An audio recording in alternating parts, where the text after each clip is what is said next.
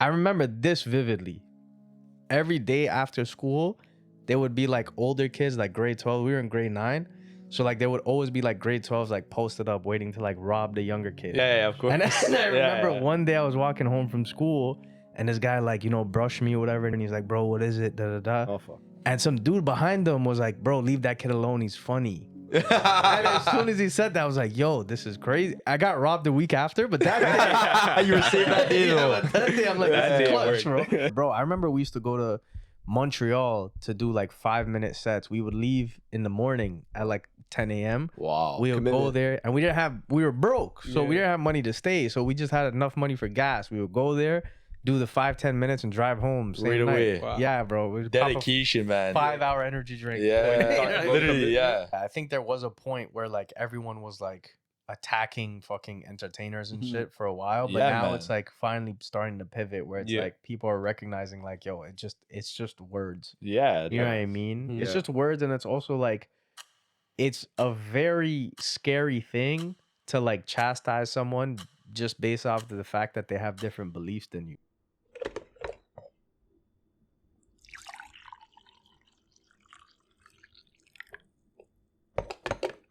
What's going on, guys? Welcome back for another episode of Spro Talk. Today we are joined by someone that's been killing it in the comedy scene, Jesse Singh. Welcome to Spro Talk. Thank you for having me, bro. Appreciate it, man. Our pleasure, It's bro. dope. Oh, fucking fed me up with some shawarmas before the show. This is lit. Yeah. Good hospitality of that, bro. Some samosas. That was kind of racist, but that's okay. I knew that one was coming. That was good. I was waiting for that one. And we watched it down with espresso. Yeah, we watched it down with espresso. We got all the cultures on here. Yeah, a little multicultural action going here. That's This it. is crazy espresso too, bro. Yeah. So Coffee's actually, fucking lit. first question we want to ask you is actually based on the espresso. So Yeah. what do you think when you hear the word Spro?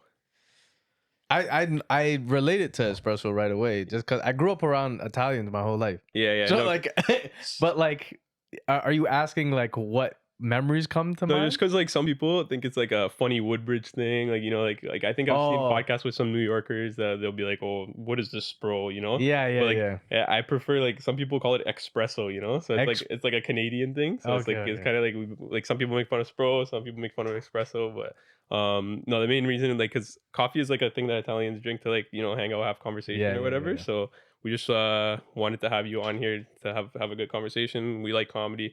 Saw you at the Nima show, it was great. So but like yeah, either you have coffee to hang out or you have it to tell someone get the fuck out of my house, you know. Yeah, So yeah. it's kind of It's like, hey, bro, you want a coffee now? And they're like, yeah, I'm going to have a coffee. And you're like, fuck, bro, just time to go, you know? Yeah, time to go. Time to go. Yeah. Exit, bro. Is there anything like in your culture that you guys have like good conversation over? Snack, drink? Yeah, I mean, yo, food I think is big in like every kind of like immigrant household almost. You know what I no, mean? of Like, course. And like for us, like obviously chai, like tea is a big one. Mhm. Tea, and then like it's like super disrespectful if someone comes over to your house and you don't even give them anything to eat. Mhm. It's like a slap to the face. So it's like tea's a big one. Any kind of food, like usually like dry fruits or cookies and shit. Mhm. But like if they're closer family, you would literally make a meal. Yeah. You know what I mean? So Yeah, it's yeah. like stuff like that. But tea is definitely a big one. Yeah, makes sense. Yeah, so we just we wanted to get into our name a bit. So how did you come up with your like Instagram handle? Punjabi Timbit. Yeah. To be honest, it was just like the first one I had wasn't this. I actually changed it. It used to be Where's Jesse's Dad? That's hilarious. That is funny. Because my pops left when I was like 8. My mom and them split, but I reconnected with them like almost, I want to say 3 years ago now. Wow. So I'm nice, like, man. I found them. I can't keep it. You know what I Yeah. mean? So Yeah, then, yeah. so then I changed it to Punjabi Timbit because like I remember like dudes used to rip on me when I first went bald. They're like, bro, your head looks like an old fashioned plane. And then Okay. Punjabi and Timbit just came That's together. funny. That's funny. No, it's cool. I actually like the name. Yeah, thank you, bro. Memorable. Yeah. So, Jesse, we kind of want to get to know you better. Yes. Where did you grow up and how did that area kind of shape you? So I grew up originally in Jane and Finch, and then I moved to Woodbridge, which I would say almost like 10 years now, actually. But like I was born and raised there, went to high school, everything.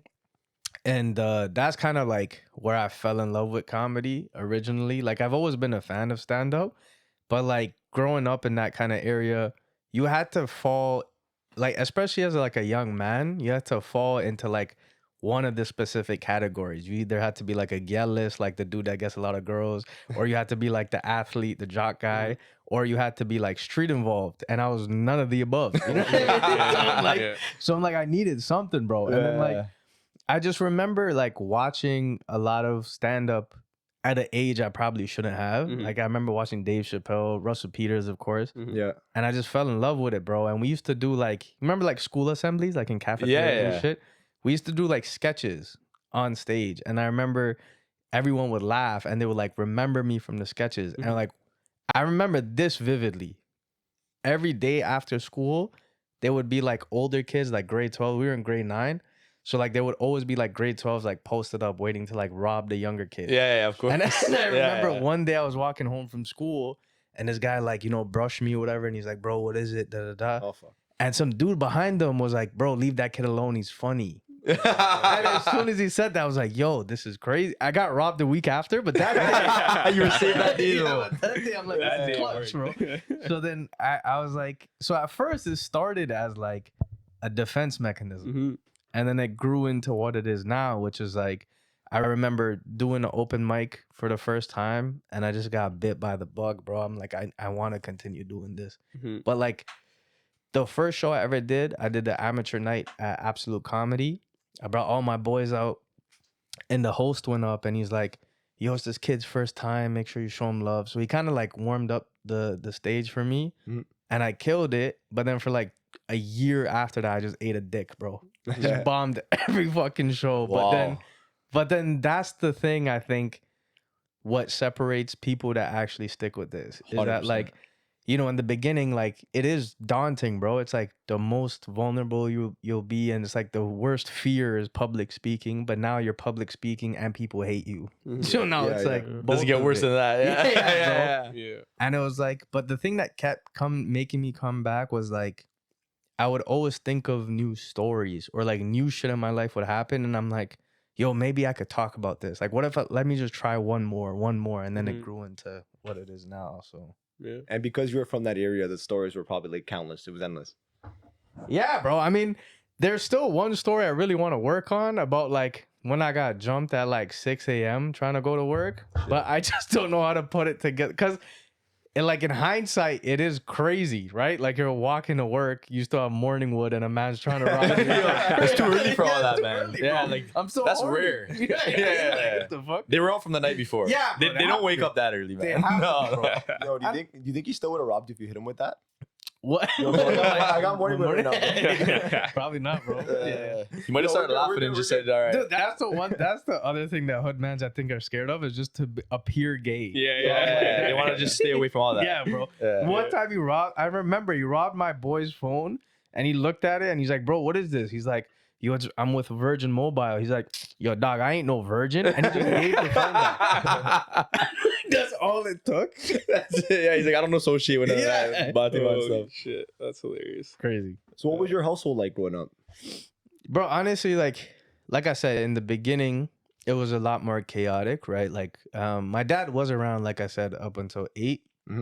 But there was just obviously some issues happening at home. Of course. And like that, I think, is where the comedy also played a role, which was like, I had an older brother who became like a man of the house at a very early age. There was a lot of people in my house, right? Because like, you know, financially, like everyone, it was like one of those things, right? New immigrant household, everyone sticks together type thing when they first come to Canada. Yeah. So it was very chaotic, right? The energy and stuff, but there was still always love there. It was just that like, again, everyone kind of found a role to play. And because I was the youngest, a part of me always felt this sense of like, yo, I don't have anything to contribute to the house. So like my contribution became when shit was tense, let me learn how to break the ice. You know what I mean? Or let me how to like learn how to take the tension away from it. Yeah. But I think that also became bittersweet because like as you get older, right? Like you got to take some seriousness in life, you know what I mean? Or some kind of accountability with shit. Yeah. So I couldn't just keep playing that role. But it was hard to break out of it. You know what I mean? Of course. So how did you find it for your older brother? Like, was he trying to juggle being a brother and kind of like being that father figure in some sort of sense without kind of like overstepping? Yeah, man. I mean, bro, I think like I'm blessed in a sense in the fact that like single parenthood, especially in my area growing up, was something that was very common. But like to have a positive real male role model was a blessing. You know what I mean? And like That's dope. I understand, like obviously he took a lot, and as a kid, sometimes you don't understand it, right? Because you're like, Yeah. bro, you're my brother, you're not my dad. Like you're trying to discipline me, so like that would cause a lot of friction and irritation and stuff. But as you get older, you realize like, bro, this guy's been through some. Mhm. He had to endure a lot of shit that Yeah. that he didn't need to take on in childhood. Of course, yeah. But like that, I think was like again like a blessing, and I owe a lot to him, bro. And I've said this to him too. So Yeah, even That's like deep. especially in that area, he probably will always worry. Like if you're not home Yeah. or something, he's like, oh, it's Jane and Finch. Some yeah, stuff bro. happens around I there. remember even the first time I told him I wanted to do stand up, it was kind of like the reason why in like looking back at it, the reason why I guess why he got upset was because it was also the first time he caught me being high. So I was high as fuck.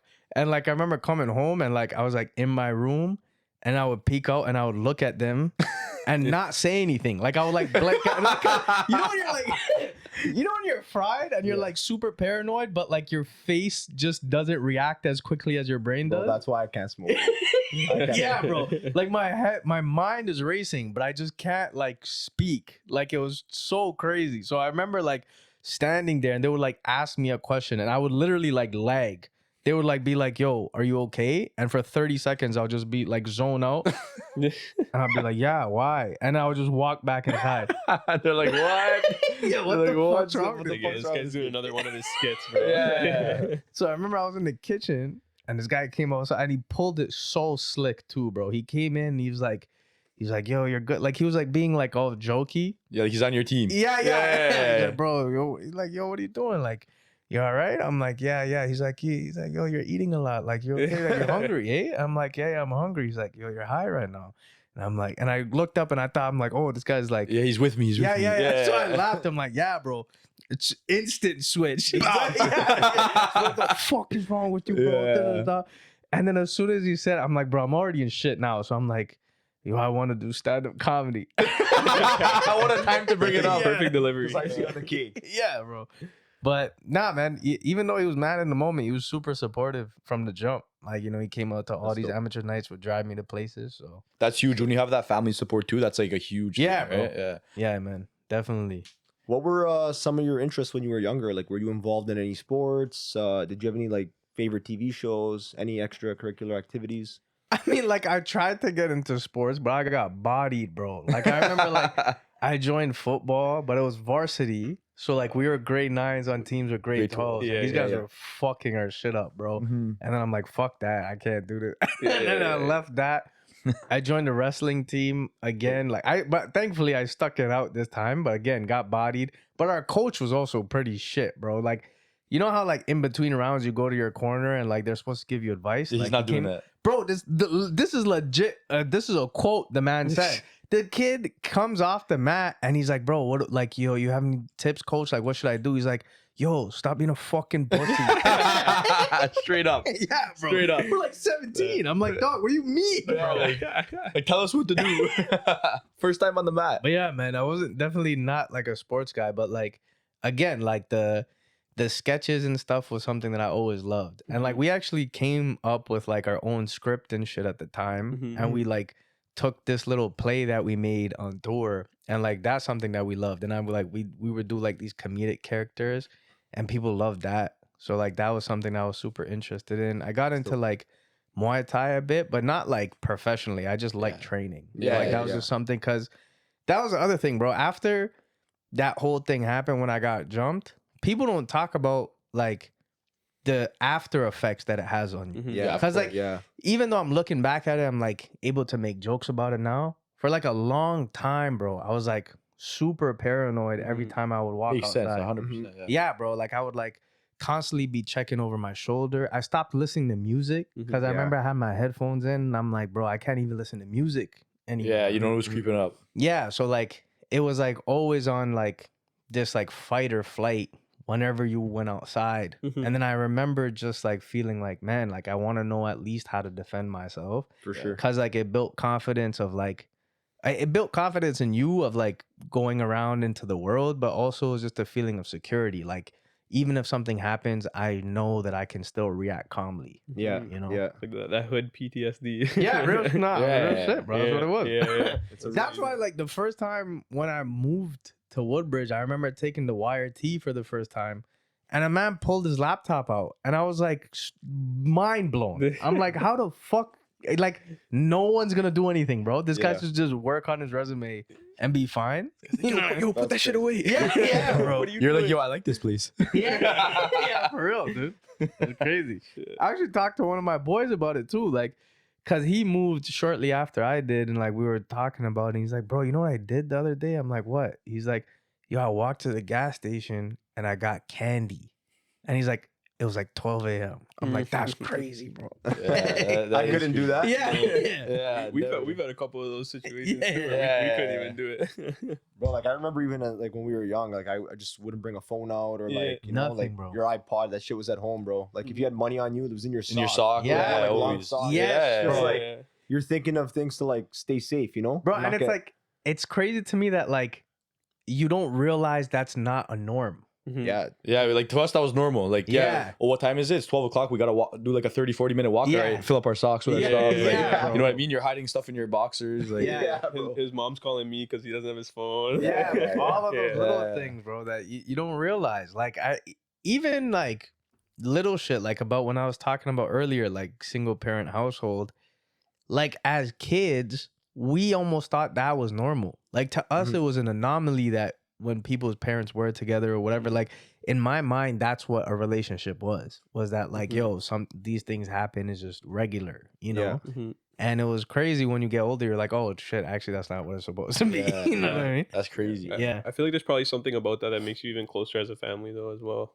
Yeah, for sure. Mhm. Like I think, and I think like that was the biggest thing, like learning curve for me too, was just seeing my dad in a different light as well. Like you know, because in the beginning is hard, right? You place these expectations of family members of how you want them to show up Mhm. for you, but then you realize like as you get older, like yo, they're human too. Like you know what I mean? They fucked up. They had their own Mhm. aspirations they couldn't meet. So it's like it is what it is at Yeah. the end of the day. So For sure.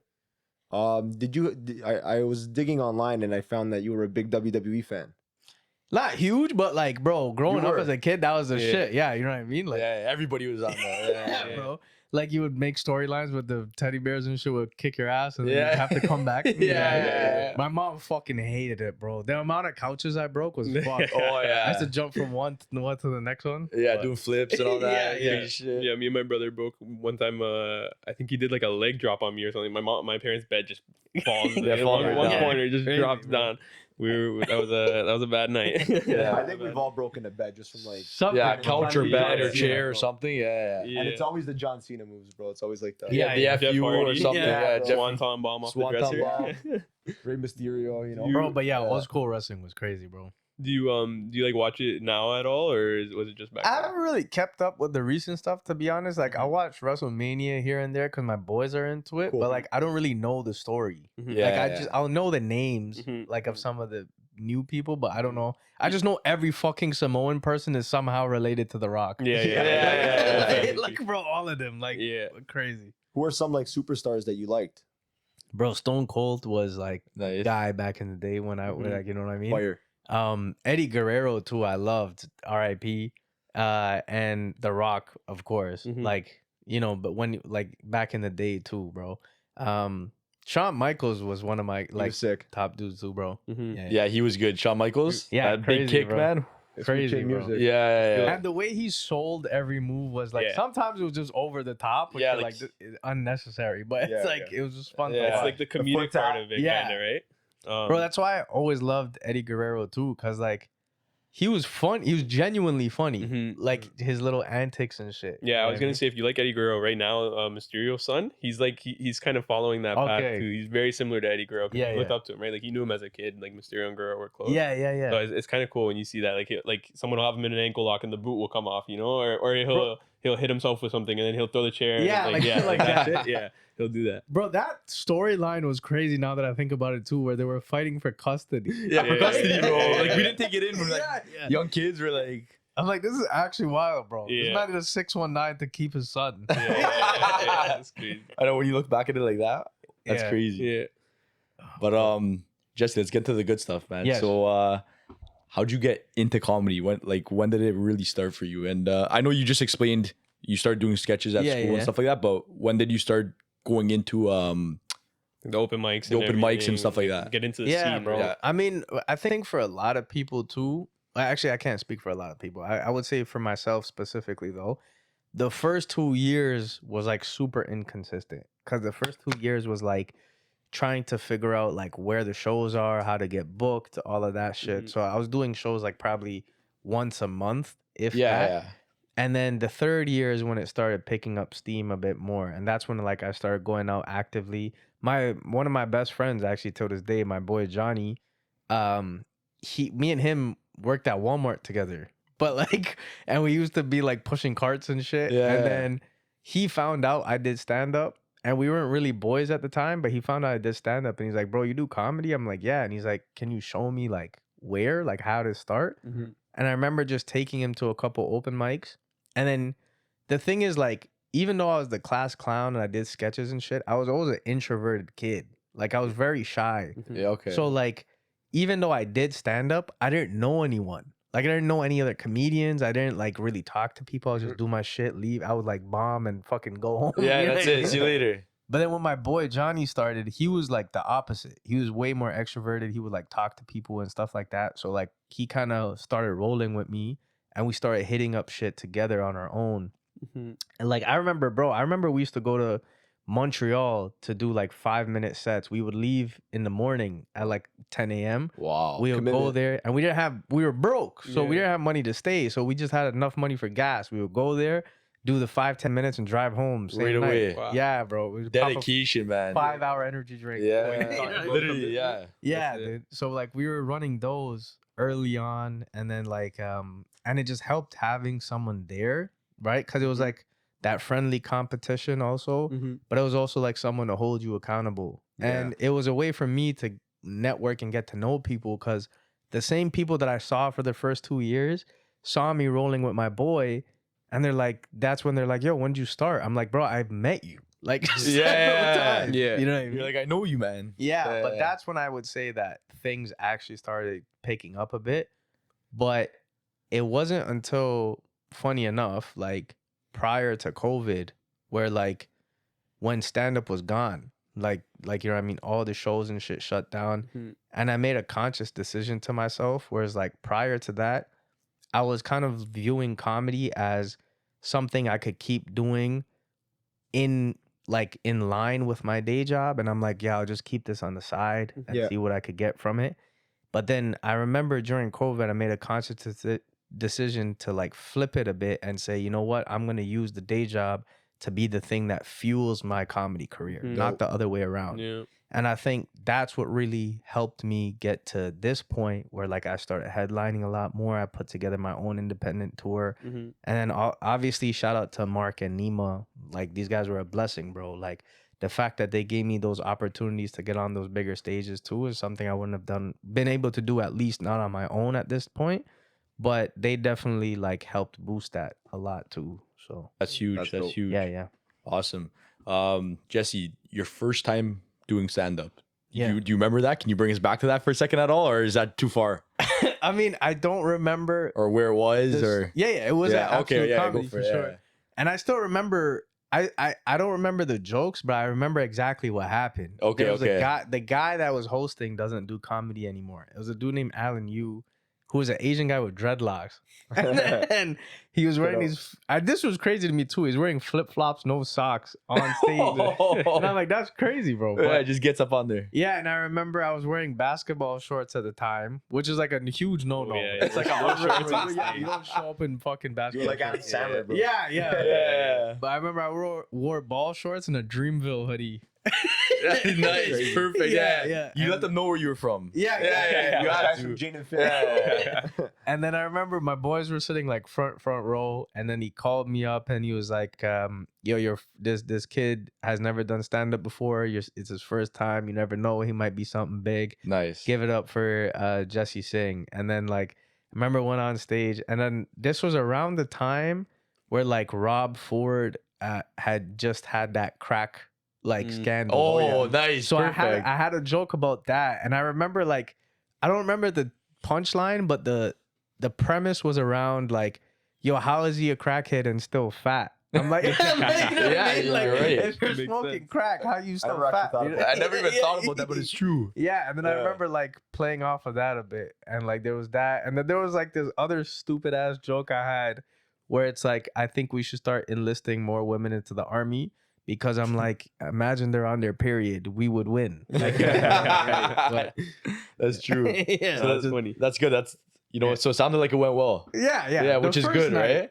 And then after that, it was kind of downhill from there, bro. Okay, but you stuck with it. That's the most Yeah. important thing. Yeah. Did you get like a good audience reaction, or you think it was like the people that you didn't know, or mostly from your boys, or like was it a mix? No, bro, the whole crowd loved Yeah, it. that's. But cool. I think it was definitely because of that intro for That intro, sure. Because yeah. like it like softened people up, Mhm. and then they saw how my boys were reacting. So, and that's the thing, bro. Like laughter is contagious. Yeah, for sure. 100%. Like even if you don't find shit really funny, Mhm. if you see everyone else laughing, you're gonna laugh. Yeah. You're like, oh, okay, this is pretty funny. I don't want to be out of place, bro. Yeah, exactly. Yeah. Or- Some people have some funny laughs too. So. Yeah, that too. Yeah, Like, that's just what seeing it someone is. laugh would make you laugh. Yeah. So So I know you kind of briefly already spoke about this, but so was it early on, like around that time, or maybe a little bit later, when you really start to realize, okay, like this is what I'm gonna do. This Yeah. is what I want to do, and this is what I'm gonna do. I think after that night, because yo, the thing is, like, things have changed a bit now.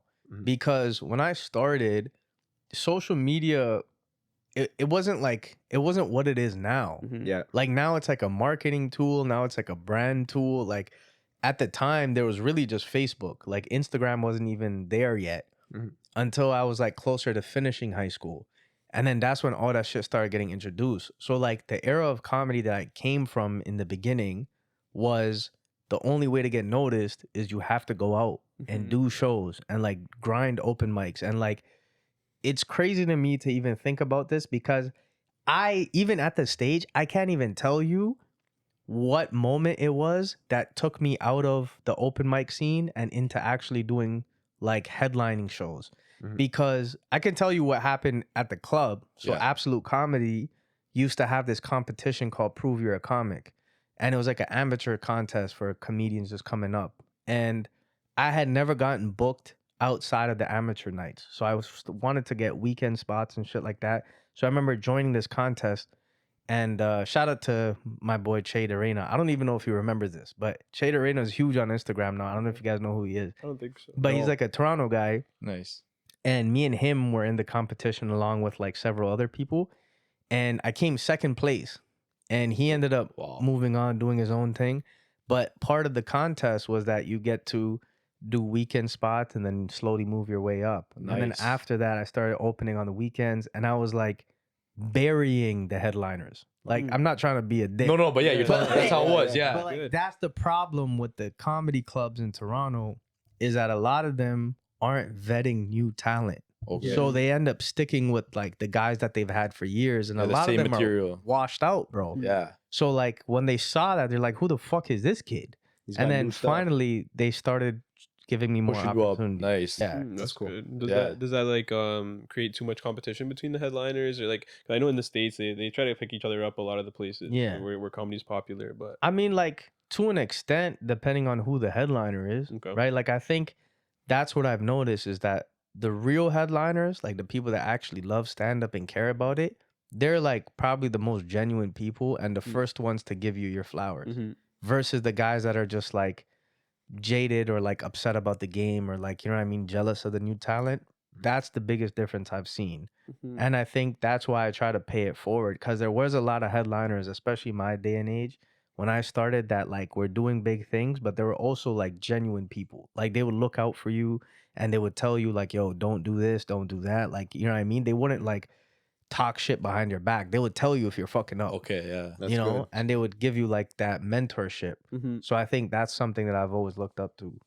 Yeah, that's good to have, right? That's Yeah, huge bro. to have. At Definitely. least you know what path you're going into and Yeah, whatnot, right? Yeah. But when I was talking about the open mics, it was like, bro, when you first started, like things are, like I said, things are way different now. But when I first started, like you were literally doing shows with no audience members. Mhm. You were performing for other comedians, which is the Yeah. absolute worst thing Yeah, that's crazy. ever, bro. Because no Yeah. one gives a fuck. No Yeah. one's listening to you. They're just waiting for their For chance their to go turn, on. man. Yeah, and they're yeah. just thinking what they're gonna say. Yeah, bro. Yeah. But like looking back at it, you're like, bro, why the fuck am I doing this every night? You know what I mean? Like, yeah. You're not really getting any feedback. yeah, bro. That's why people are Yeah. depressed. That's why, like, yeah, of course you're gonna do cocaine in the washroom, bro.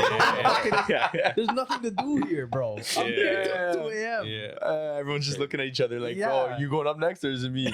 Yeah, exactly, like bro. what? But then that's when I realized, like, afterwards, you realize you're like, yo, that was necessary because it gave you an opportunity to not care on stage. So That's you true. got used to the silence, Mhm. you know, and you learned how to like Work with utilize it. it. Yeah, Exactly. that's a good thing, I guess. So some stuff kind of helped out. Some stuff was Yeah, just definitely. like, "Oh, what am I doing here?" Right? Yeah. Yeah. That's good.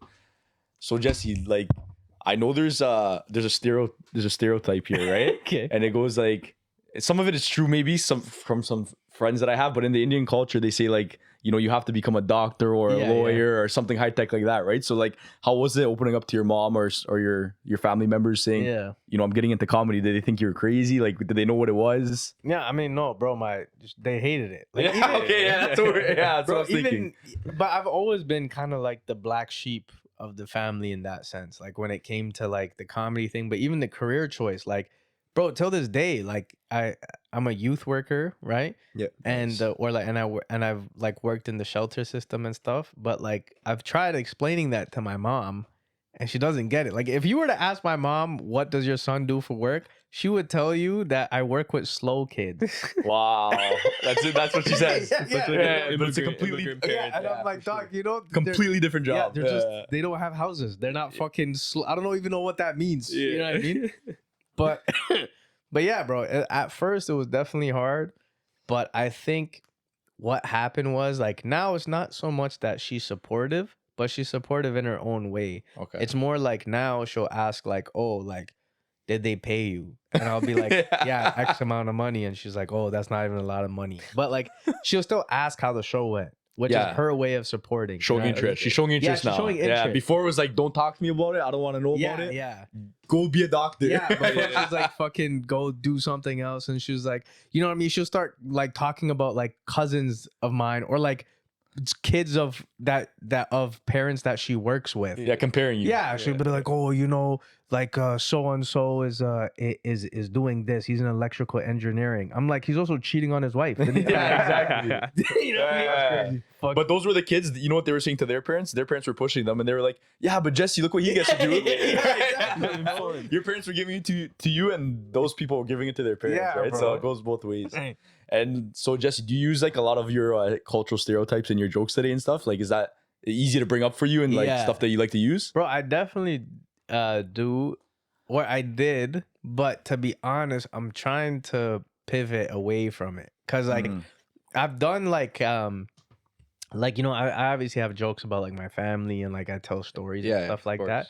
But one of the things that always made me feel a bit off was like when I would do the accent, like sometimes I would do jokes where I have the Indian accent. Yeah. Yeah. But like I would do it because I'm like mimicking or I'm retelling the story of what my mom may have said. But the thing that would throw me off is like I didn't know what people were laughing at. Mhm. So sometimes like that's what didn't sit right with me. Like I would do certain jokes in certain places and I would see people laugh at something, but I'm like, yo, like if I did this joke without the accent, would it still be funny? Mhm. Mm. True. So I didn't want the accent to be like The only thing butt. they're laughing at. Yeah, I didn't Yeah. want that to be the butt of the joke. I wanted it to be more than that. So like as much as I can, I want to branch away from it because there's more to me than just being Indian, right? Yeah, For of sure. course. Yeah. So like I wanted to talk about other experiences, but I also didn't want to let go of that because that's obviously a part of me. Mhm. I think I'm just trying to reshape how I talk about it.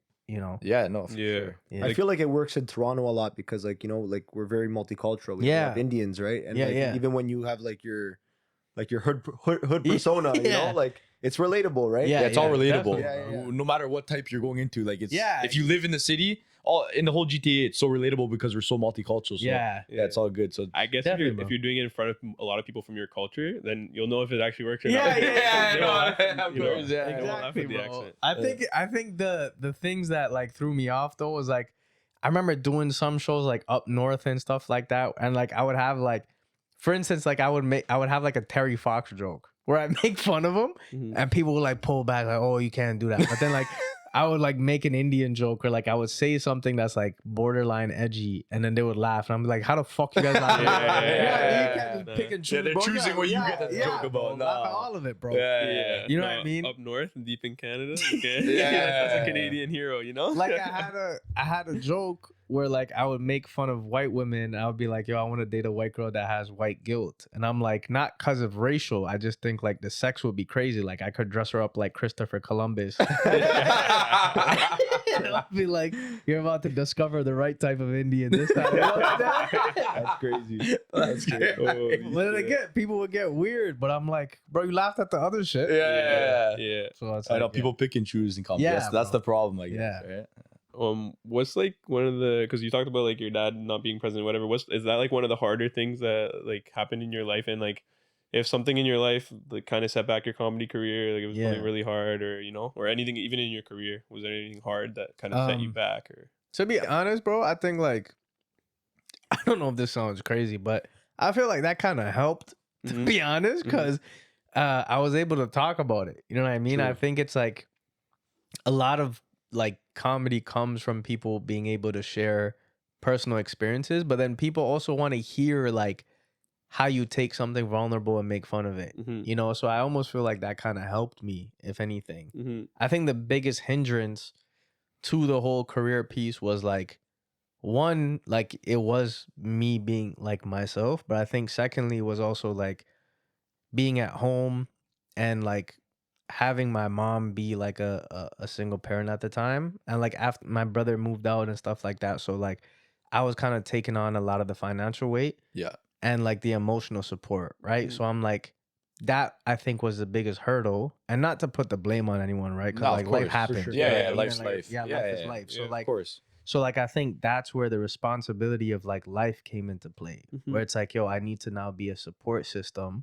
along with trying to pursue my passion. But Mhm. like I think that's what kind of put it on the back burner for a bit, because I'm like, I can't go all in as much as I want to Mhm. because I do still have this responsibility to my household and like, you know, my family and things like that. So Yeah. I think that would be the part that made it challenging. Mhm. And then did any of those times like make you get discouraged, like that you wanted to quit, or did you always push through?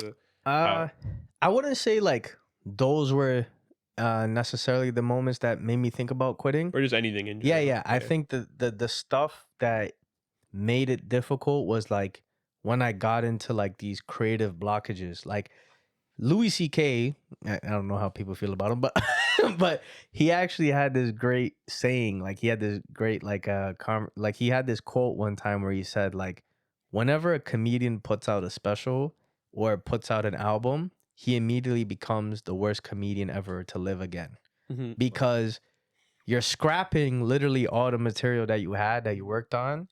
And it's like the shit that you worked on for years, you refined it, you toss it away. Now it's like, now I got to come up with brand new fucking even 10 minutes. Mhm. And it's like, I think people don't really realize the time and like the actual, like the time and the actual skill that it takes to come up with new material after the fact, bro. And cause like, these are like, it's life experiences, but it's also like you growing as a comedian and learning how to talk about these topics. Like I have a bunch of topics that I want to talk about that I don't even think I'm ready yet, but I know I will be. Yeah, I just yeah. don't know how to get there. Yeah, Yeah, you're working on it. So it's like, that is the hardest part for me. And that's where it's like, you end up questioning to yourself, like, yo, am I actually good enough? Cause it's like, you take a hit to your ego, bro. It's like, I'm doing theater shows. Yeah. I'm like getting to perform in front of like 800,000 of people, but then I'm gonna go to a club in front of 50 and fucking bomb my face off Mhm. Yeah. because now I'm trying to think of new shit. New stuff. You know? Yeah, yeah. So it's like that is always the worst part about it, Yeah, I guess that's part of the game, right? Like you gotta practice it Yeah. a couple times and see how it and goes. it's very humbling, bro. yeah. You know what I yeah, mean? for I sure. bet. Yeah.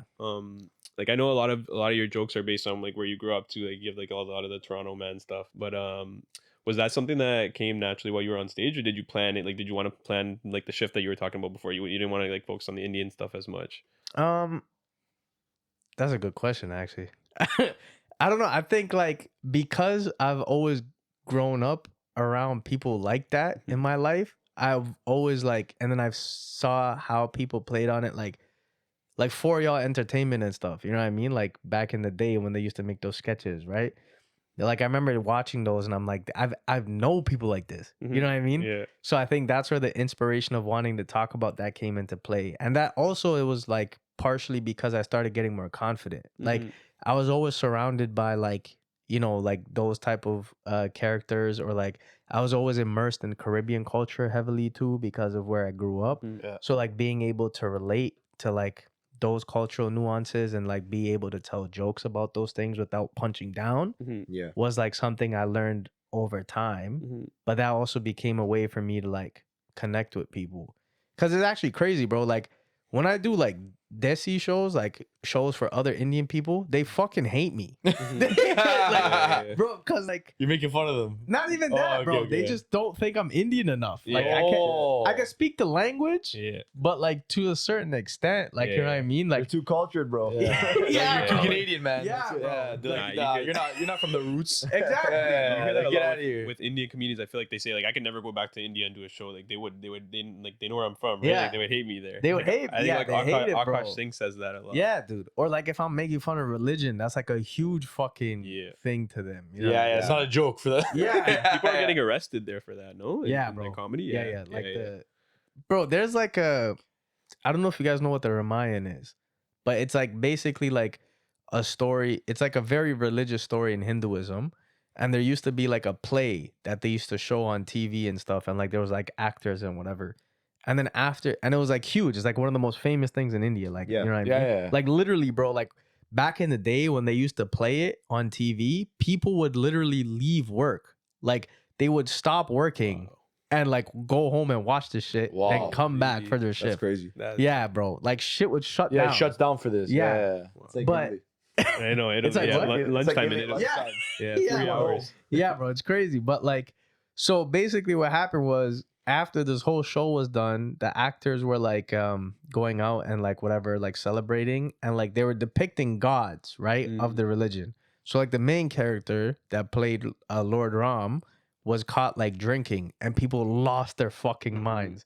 And they're like, bro, you know this is just a guy, right? Like, he's just a regular guy, like Yeah, all you dude. guys. Yeah, he's not the actual dude. Yeah. They couldn't believe that. They couldn't sit with believe- it. yeah. They're like, what? No. Yeah, Yeah. so it's Like, like, I leave work and watch this. Yeah. so I think that's the disconnect, bro. It's like here when we watch entertainment, we look up to celebrities. Like there's still an understanding that they're people, but Yeah. over there it's like, bro, these guys are unreachable. Yeah. You know what I mean? Like this is an unattainable level. Yeah, like we'll see you, Christopher Reeves or whatever, but we don't think he can fly because Yeah. he's Superman, you know? Like, Yeah, exactly. Yeah. Wow.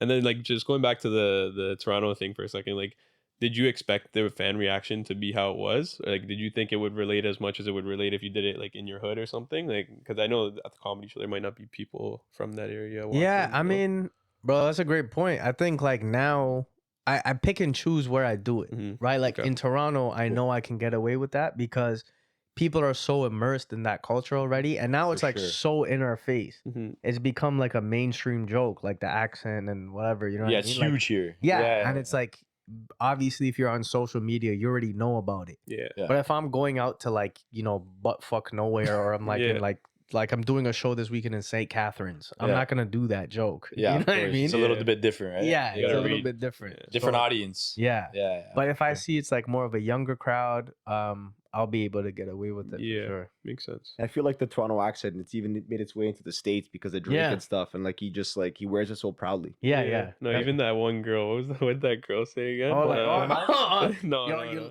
yo, you left your moms in the hood? Yeah. From my stomach. Disgusting, Sick bro. to my stomach. Sick to my stomach. Yeah. Yeah, bro. That was crazy to me though. That was on everything. I think they played it on Flagrant. Like they played it everywhere. Yeah. That clip. It's But it's funny. also like, I don't know if this is crazy to say, but like I don't think like I could. Well, I'm married now. I love my wife, but like, imagine clapping cheeks with a girl and she sounds like that. Yeah. Like, that's Oh, a man. lot. Yeah, That's a yeah, lot, it's bro. crazy. Yeah. That's nuts. Like, yo, fam, you like that, fam? You're like, whoa, you know. That's insane. Oh shit. Jesse, you got any like really crazy experiences doing crowd work? Like any interactions, like stuff like that, or nothing crazy like that yet? Nothing like super. I could tell you like the craziest thing someone has said to me though. But Yeah, like was, something along like anything like. bro, it was actually Nemo show. So this Okay. is like back in this was years ago. He used Yeah. to run a show in this brewery in Markham, and I remember there was no stage. It's like everyone was on one level, Oh. and there was this old white lady in the front who was fucking hammered, bro, like super drunk. And then I remember I just said a joke where I asked the crowd, I'm like, "Do you guys have any irrational fears?" And this lady stood up and she grabbed the microphone from me. And she's like, I have Islamophobia. That's She, crazy. but then she walked out of the bar and she got into the car. You just seen her swerving like off the driveway, bro. It was crazy. What? Oh, I've also done a show like in a sex club in Mississauga, That's crazy. which was wild. Like everybody's butt ass naked. Like, Yo, how are you not laughing the whole time, bro, it was actually crazy. Bro. No, the shit, That's bro. insane. But the shit that actually broke my heart though was that like, bro, we were there and it's like everyone. Usually it's like people there with couples and stuff, or Yeah. sometimes there's like, I don't know, like, like bro, I've heard of cuckolding. I don't know this shit was real though. Like there was legit Yo, man, like, I don't even want to know. bro, like dude was I like don't passing know. off their girls, but the shit that broke my heart, there was like 5 Indian dudes at the back just waiting, but they got no play. And, like someone said, Just standing there butt naked bro, waiting. someone said that they come there every week, bro. Oh no. Same thing. That's crazy. And I'm like, that's crazy, bro. Yo, maybe they were enjoying each other's presence, bro. I don't Maybe know, they bro. actually You- kind of you low key gotta like that. tossing a white flag at some point. Like, Throwing the towel. yeah, They wanted one of those passes to be to them. they For were real, just bro. waiting there. Yeah. crazy, dude. That sucks. That's a crazy experience though, Yeah. doing a show there. Wow. Yeah, that one was wild. So Jesse, I'm on my I get on my Kobe game sometimes. You know, I like to read my opponents and like, you know, Okay. and through digging, I realized that you have some pet peeves. And one of them was you're not a fan of people that pour the milk and then add the cereal. Yeah, bro. I What are think some others? it's a crazy fucking ratio. First of all, let me explain that one. though. Let me Explain why. it to us. Bro. If you're pour the cereal first, right? You're guaranteed to know how much cereal you're having in the Yeah. bowl. Plus, you get a good mixture of like wet and dry cereal. Yeah. If you're putting the milk first, you're just getting a layer of like you're gonna cut your teeth. Yeah. You know, you're drinking milk with a crunch. It's so Yeah. dry. Bro. That's it. It's too dry. Yeah. But another pet peeve of mine. That's a good question, bro. I never really thought about it. What's your guys? Let me think of one. I got a good one. Okay. So like with bed sheets, let's say like you're laying with your girl or whatever, right? And you're in the blankets and she's on top of them. You're just trying to move around, bro. It's like you can't move. Like you're stuck. Yeah. Yeah, you're not going nowhere to go. Yeah. Trapped. It's awful. I would say like, bro, this is I don't know. I've seen more than just my girl do this though. I don't know if it's like a women thing, Mhm. but like she'll like have a coffee and then she'll reheat the same fucking coffee like 3 times. I'm like, bro, just get another cup, bro. Yeah, like that one's Just- used. Yeah, we're not in a drought. You know what I mean? Like, Yeah. just toss away Yeah. that cup, bro. We're not in a drought. Yeah. Yeah, bro. We have enough coffee, fam. Yeah. Holy fuck. Yeah. Save every last drop. Yeah. I'm drinking that coffee all day. Yeah, I'm like, that's radioactive as fuck. Yeah, bro, for But real. cooked it 3 times. Yeah. You also mentioned before something about irrational fears. You got any of those? I would say, well, heights, I guess, is pretty rational, no? Yeah, it's yeah, rational. that's Like, fair. like me, I'm scared of like I'm not scared, but I'm just uncomfortable with like shit flying around me. Like flies? I hate I hate flies. I hate like butterfly conservatories. Like Wasps. I hate birds flying around me. Like I know they can't do anything to me, but I don't know what it is.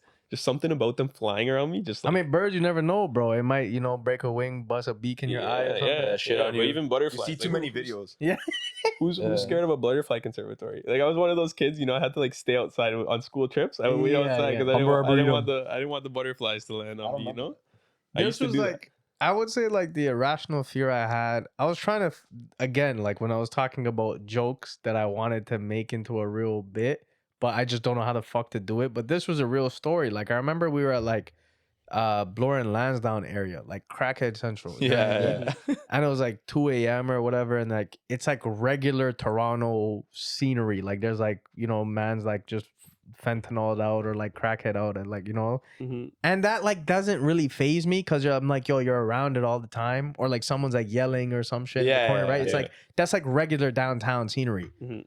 The thing that was crazy to me though was that like in the middle of all of this, like there's like people tweaking and whatever, like, and usually they're like, not to walk in that area. Yeah, right? don't go over there. You see them all don't tweaking go, out. don't go over there. doing Don't, the fence. don't make eye contact. Yeah. You know what I mean? Yeah.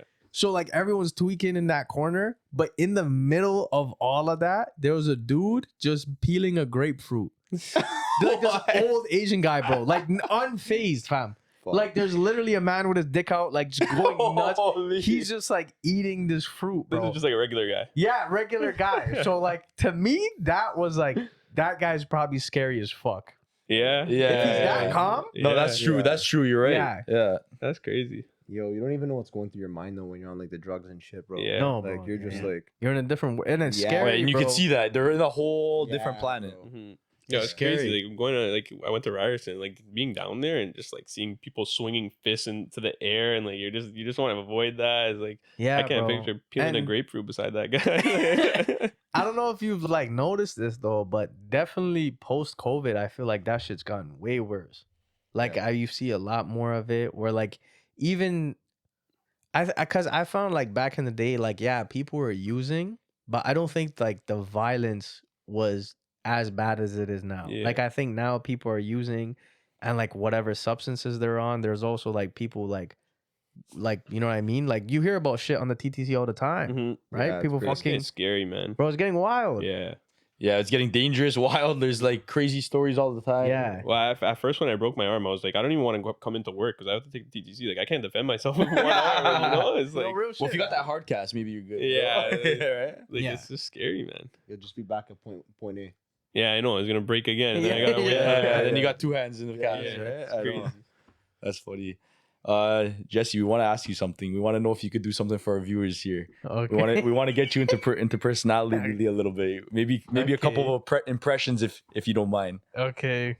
Hit me with all right, one. I'm not good at impressions, but I'll try it. It's No, one that you're good at. No, these are ones that you're good at. We've seen you do these ones. Okay. So we want to go. We have a Toronto man stuck in traffic right now. Okay.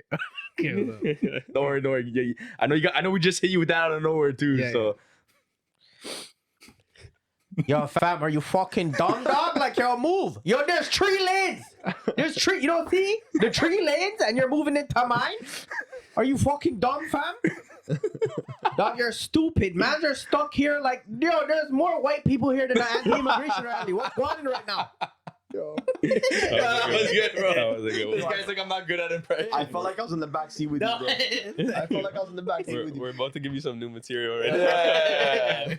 Yeah. No. This one is one you're really familiar with, and we like this one. That's why we want this one again. Okay, thank So it's Toronto man in high school, and he really needs a bus ticket.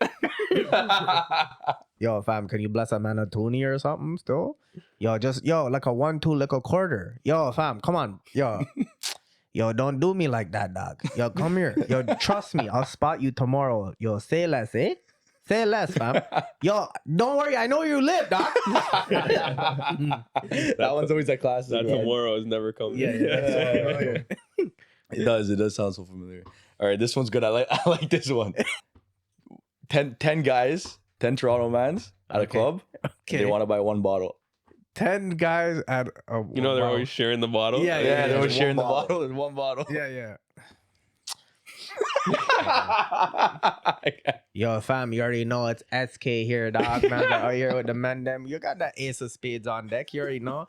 Yo, SK, yo, pass it over here. Yo, cool out, dog. I'm on live right now, fam. Give me 1 sec. Yo, you already know. We're out here. We're making bands and we're making bands. Yo, SK, pass the buckle, fam.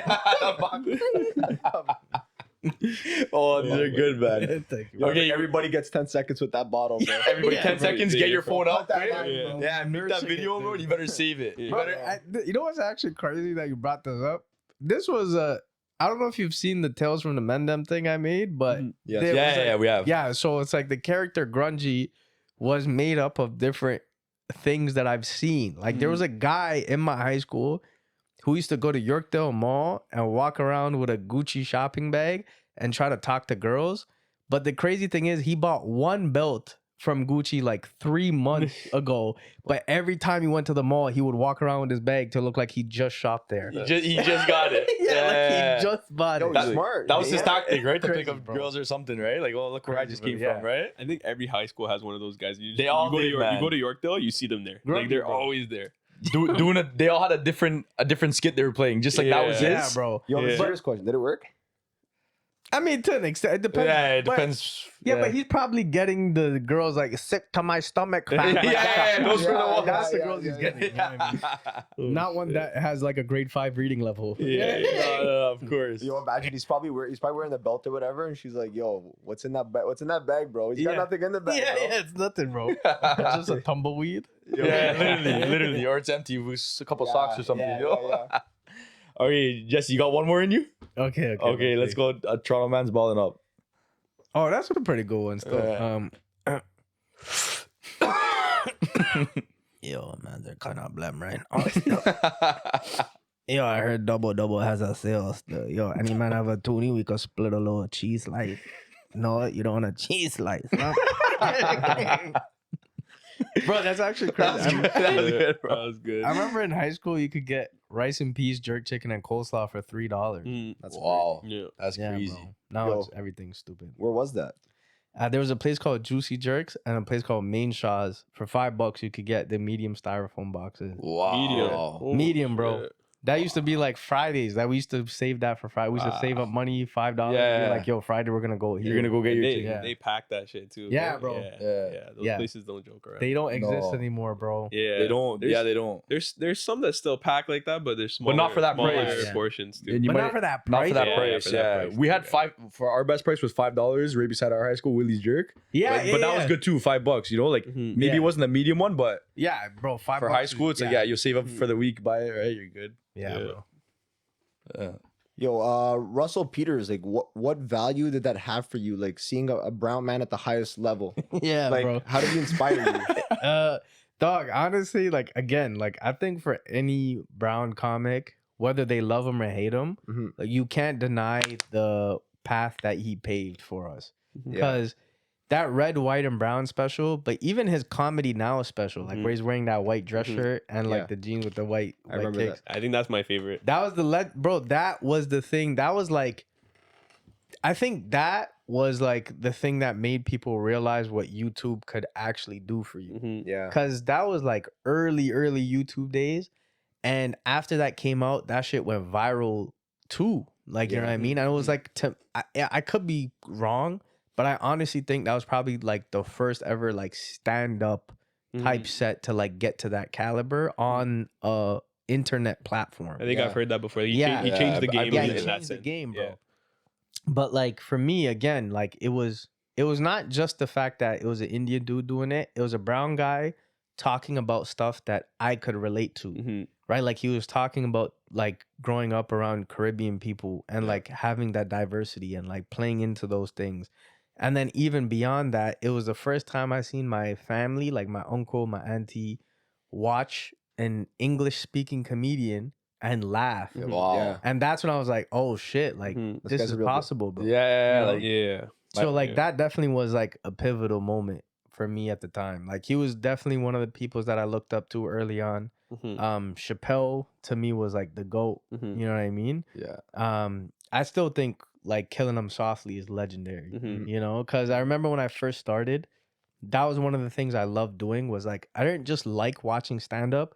I would try to study to see like how they set up their jokes and like put their punchlines together. Mhm. Yeah. But what was crazy to me with Dave Chappelle was like it wasn't clear. Like there was no like set up punchline. It was like he was literally just telling you this story and it was so conversational. It was like your homies just talking to you, Yeah. like sharing something. And I was like, I'm like, bro, this is like to me when I first watched it, I'm like, this is unreachable. Mhm. You know what I mean? Yeah. And but yeah, bro, he was like definitely one of the first people that I saw that was like, yo, this is Stood up. Yeah. Yo, would you believe me if I told you that I spoke to Russell Peters before? bro, honestly, I wouldn't put it past you because my uncle still brags about how he sold him a couch. That's crazy. Did he sell him a couch? Yeah, bro. Yo, that's Yeah. huge. That's not me beat, bro. Yeah. Yeah, he's like big into like the furniture industry. Yeah, And then yeah. I would still, he's like, I sold him one. I sold him one. I sold him a sofa. Oh shit. Oh, that's a classic. But what happened? How'd you meet him? So I didn't even meet him. My parents and my younger brother, they were at remember Galaxy Diner on Pine Valley and Highway 7? Yeah, yeah. So they were there and they were sitting in a booth. And I think at the time, I don't know if it was his wife, girlfriend, whatever it was, he was sitting on a booth behind them. So they're just like kind of looking over, like, shit, that's Russell Peters. So then they're like, whatever, like, Russ, can we take some pictures with you? So he actually hopped over. I think he reached over. He was picking up my brother's fries as a joke. That's crazy. Those are frying in his mouth. Yeah. So then he went to go sit in their booth. He took a picture with my brother, my dad. And then I guess my mom or my dad are like, my kids love you. Like, you know, like I'm gonna call him up. He's like, yeah, do it, whatever. So he calls. He's like, it's Russ. I heard Gus. My dad has a friend named Gus. Shut up, Gus. So I'm like, he's like just asking me normal questions. I'm like, yo, this guy knows this about me, bro. Like what do you? I was sketched out because I heard Gus, not Russ. So like I don't remember how the convo went at the end, but after he's like, I'm like, yo, this guy probably thought I was a fucking weirdo. Because yo, they came home. They're like, that wasn't Gus. That was Russell Peters. I'm like, fuck off. But they showed you the pictures. I see a picture. I'm like, yo, that's crazy, bro. I Yeah, was just on bro. the phone with Russell Peters. Yeah, and the whole time Okay. you're thinking you're on the phone with Gus. Yeah, bro. That's crazy. The funniest thing to me about him is like the age that I was watching that shit at. Yeah. It didn't Yeah. even make sense. Like what I don't remember if you said this before we started, but like I was watching him talk about cum and shit at like Yeah, 6 bro. years old, bro. I didn't even know what he was saying and I was still laughing. Like, Yeah, like yeah. it just didn't make sense. Bro, I remember that joke where like, cause even as a kid I didn't get it, but I Yeah. just laughed because I saw people laughing. Yeah, But that's like what it that was. joke where the man has where he goes like he told his dad that panani was a fruit. Yeah, tropical fruit. Yeah, yeah. I remember. That's And the it's like, best one. as a kid, you're like, I'm dying, but I'm Yeah. like, I don't know what the fuck that. I feel like means. it's just because punani is a funny word. Yeah, Like, yeah. Yeah. And any kid that was watching, like you guys were running around later, probably saying, Oh, "You no, get yeah, ask for that yeah, fruit, yeah. bro." I remember going up to my mom. I'm like, Mom, what does he mean? Like I came on the screen? Like, what is he talking about? Vass was like, I didn't see him on the screen. Yeah, Like he wasn't there. That's funny. Bro, Crazy. I was reading an article about you, and you mentioned specifically Andrew Schultz, and like I personally connect to that because like I think he's kind of who got me. I wasn't really huge into comedy before, and Yeah. I started watching Flagrant. I kind of started hearing about different things. Like why is he so relatable to you and like inspirational? Bro, he's like, to me, he's just like there's like comedians that people watch where like, yo, this guy's a good comedian, and there's some comics that like stand-up comedians that will watch and be like, yo, this is a comics comic. Mm-hmm. And you know, now he's in he's in like more of the mainstream and things like that. But Mhm. when I first started watching him, I remember like seeing his shit on YouTube, Mm-hmm. and it was bro, every week he would put out a new 5 minutes, and he came out with this special. I don't know if you guys have seen it, called 15-15-15, which is on YouTube. It's like before anything he posted, but like what it was that he did 3 different clubs in New York in the same night and did a different 15 minutes in each club. Wow. And it's like, that's what being a stand-up comic is. Yeah. Like in Toronto, Yeah. like, you know what I mean? It's not like music. When you have a gig, you do one set and that's it. Yeah. Stand-up comedy, it's like pretty normal for people to be doing 2-3 shows a night and jump from one club to other. Wow. To another. Yeah. New York, again, is a different beast because it's like you could do so many shows in one night. But that, like, after seeing that, I'm like, this guy's really like ingrained in this world. Mm-hmm. Yeah. He's not just like doing this because he's trying to make something from it. He Mhm. genuinely likes comedy, Yeah. and like just his jokes, his material was very unique. You know what I mean? When he Yeah. first came out, and like for like a white dude, to be talking about racial humor is very like you have to know how to do it. Yeah, and I think he perfected it, bro. Like him and Bill Burr were very good at it because the way he tackled those topics was like, even though he was like making fun of cultural stereotypes and things like that, he was very specific. So it wasn't just like the regular, like, you know what I mean? Like regular shit, like, or right? He digs deep. He digs deep. Like he made very cultural nuances that only people from the culture would know what he's talking about. And I think that's what was People connected with him like that. They're like, what? Yeah, like, this guy knows what he knows. Yeah. Well, he's even like when he went to Saudi, he was talking about how like they told him not to do this, not to do that. He did it anyways, and they were all dying, you know. So it's bro. I think that's and like again, like I've heard stories about him too, where like just as an example, like I'm not gonna name names, but there was like a story of like a comic from Toronto who got asked to open for him. This was years ago before he like actually blew up. Cool. And I got asked to open for Schultz as part of this festival, and then but the festival wasn't paying the guy. And then Schultz was like, yo, how much are you getting paid for this? He's like, yo, I'm not getting paid anything. I just wanted to open for you. And he paid him out of his own pocket. Wow. Cause like that's like a guy huge. that understands the hustle. Yeah. He knew he was there one time. Yeah. Right? So he knows what it's about. So I think like, and that's the other thing, bro, is that you start to realize like being in comedy, as much as you think like that level of fame is unreachable, it's not impossible for you to ever run into these people.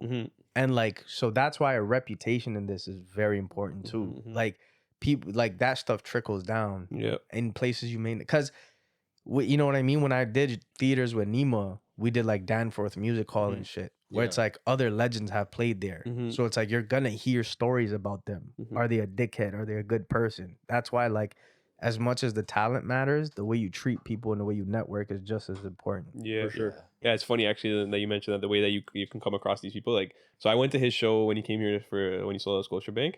And then I went to New York like a month later, 2 months later.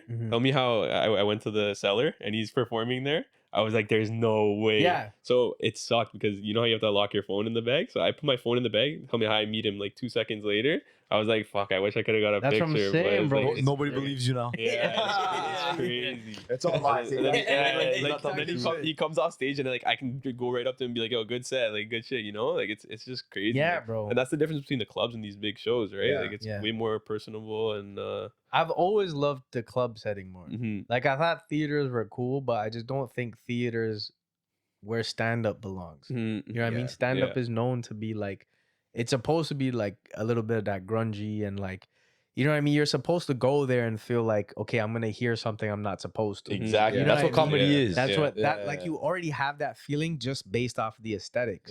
But like when you go into a theater, it's like it's different. More You know what I mean? commercialized. Yeah, exactly. I feel like that started to die down at a certain point, but now it's coming back. Like no one cares anymore. The comedians, they want to do that type of shit, you know? Yeah, bro. Like the cancel culture really messed it up, but I think now people are just like, I think you guys are coming back. This is my career, you know? But Bro, I like that. And I definitely agree with that. I think there was a point where like everyone was like attacking fucking entertainers and shit for a while, but now it's like finally starting to pivot where it's like people are recognizing like, yo, it's just words. Yeah. You know what I mean? It's just words, and it's also like it's a very scary thing to like chastise someone just based off of the fact that they have different beliefs than you. Exactly. You know what I mean? Yeah, for sure. You see that a lot right now in the news too. Yeah, It's crazy. Yeah.